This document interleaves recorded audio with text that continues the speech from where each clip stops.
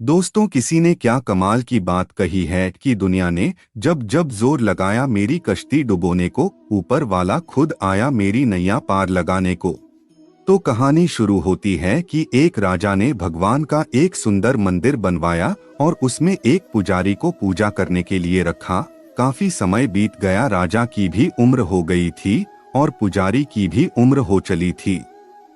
लेकिन राजा का एक नियम था कि वो हर सुबह अपने सैनिक के साथ एक फूलों की माला भिजवाया करता था और उस माला को पुजारी जी भगवान श्री कृष्ण को चढ़ाया करते थे।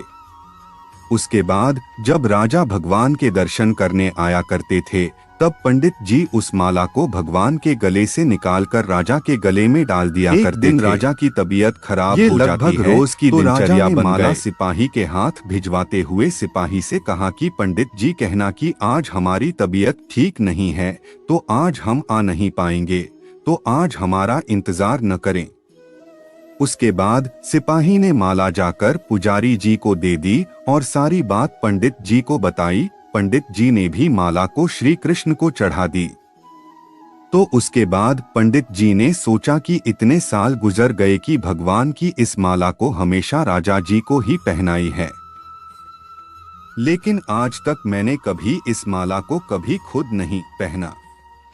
तो हो सकता है कि जरूर यह प्रभु की इच्छा है कि इतने सालों में आज मौका मिला है कि प्रभु की इस माला को मैं अपने गले में पहन पाऊं। तो यह तो परंपरा ही थी कि प्रभु की वह माला तो निकलती ही थी, तो इस बार पंडित जी ने वह माला अपने गले में डाल ली। लेकिन तभी सिपाही दौड़ते हुए आया और बोला कि महाराज को वहाँ कुछ ठीक नहीं लग रहा है, तो राजा साहब मंदिर की तरह ही आ रहे हैं, आप तैयारी करना शुरू कीजिए। राजा को लगा कि इतने सालों से बनी हुई परंपरा कहीं टूट न जाए, इसीलिए वह मंदिर की ओर आने लगे। जैसे ही पंडित जी ने यह सुना, उन्होंने तुरंत माला गले से निकल और भगवान को पहना दी। घबराहट में पंडित जी समझ नहीं पाए कि उन्होंने क्या गलती कर दी है। पंडित जी को लगा कि अगर राजा को पता चला तो वह उसे दंड दे देंगे। अब राजा आए तो रोज की तरह पंडित जी ने माला भगवान के गले से उतारी और राजा को पहना दी। लेकिन राजा की नजर माला पर पड़ी, उसमें एक सफेद बाल था। राजा को बात समझ आ गई कि ये सफेद बाल पुजारी का है। राजा ने पुजारी से पूछा कि क्या इस माला को आपने पहना था? यह सफेद बाल कहाँ से आया? तो पंडित जी डर गए और डर के मारे बोल दिया कि यह सफेद बाल तो श्री कृष्ण का है, भगवान का है।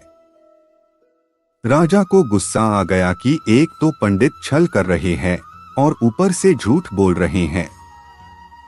राजा ने थोड़ा गुस्से में आकर पूछा कि कृष्ण जी के कब से सफेद बाल हो गए? ठीक है, कोई नहीं, मैं कल श्रृंगार के समय आऊंगा, तब देखूंगा कि श्री कृष्ण के बाल सफेद हैं या नहीं। और याद रखना पंडित, अगर बाल काले निकले, सफेद नहीं निकले, तो कल के कल आपको इस छल के लिए मृत्यु दंड दिया जाएगा। और राजा गुस्से में तमतमाते हुए वह से चले गए। और इधर पंडित जी को अपनी मृत्यु नजर आने लगी थी।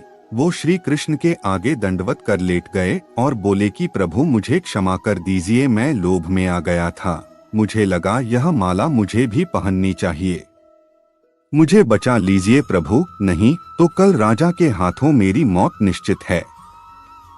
पंडित पूरी रात भगवान से विनती करते रहे, रोते रहे, प्रार्थना करते रहे कि प्रभु मुझे बचा लीजिए। अगली सुबह राजा श्रृंगार के समय पहुंचा और पहुंचने के बाद राजा ने पंडित से कहा कि पंडित जी मुकुट उतारिए, मुझे बिहारी जी के केश देखने हैं। पंडित जी ने डरते डरते मुकुट उतरा और जैसे ही मुकुट उतरा राजा चौंक गया। श्री कृष्ण की मूर्ति के बाल सफेद थे। लेकिन राजा को लगा कहीं ऐसा तो नहीं कि पुजारी फिर कोई छल कर रहा है, कहीं इसने अपने जान बचाने के लिए बाल रंगवा तो नहीं दिए। तो बाल की जांच करने के लिए वो बाल तोड़ने लगे और जैसे ही राजा ने बाल तोड़े, मूर्ति में से खून बहने लगा। राजा यह देखकर भगवान के चरणों में गिर गए, क्षमा मांगने लगे कि क्षमा कर दो भगवान, मुझसे बहुत बड़ा पाप हो गया, मैं शक में इतना अंधा हो गया कि मैं सही गलत भी भूल गया।